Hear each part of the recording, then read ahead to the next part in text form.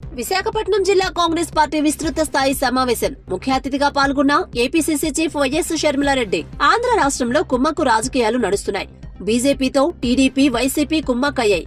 చంద్రబాబు కనిపించే పొత్తులు, వైసీపీ కనిపించని పొత్తులు. ప్రత్యేక హోదాపై జగనన్న గారు ఎంపీలు ఇస్తే తెస్తా అన్నారు. అధికారంలోకి వచ్చిన వెంటనే మర్చిపోయారు.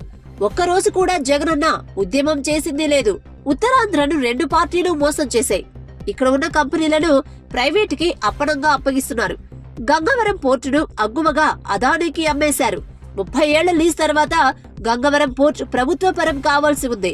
నిబంధనలను తుంగలో తొక్కి ప్రభుత్వ వాటా 10% అగ్గువకే అమ్మేశారు. విశాఖ ఉక్కు ప్రైవేటీకరణ చేయడం ఒక కుట్ర. ఇందిరమ్మ హయాంలో ఏర్పడిన విశాఖ స్టీల్ ను అమ్మే ప్రయత్నం చేస్తున్నారు. వైఎస్ఆర్ హయాంలో 3 మిలియన్ టన్నుల ఉత్పత్తిని 7 మిలియన్ టన్నుల ఉత్పత్తికి పెంచారు. ఇప్పుడు నష్టాల సాకు చూపి ప్రైవేటీకరణ చేయాలని చూస్తున్నారు. 30,000 మంది కార్మికులను రోడ్డున పడేస్తున్నారు.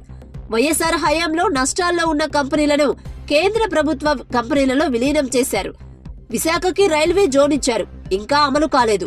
మెట్రో రైల్ ప్రాజెక్టు పత్తాకి లేదు.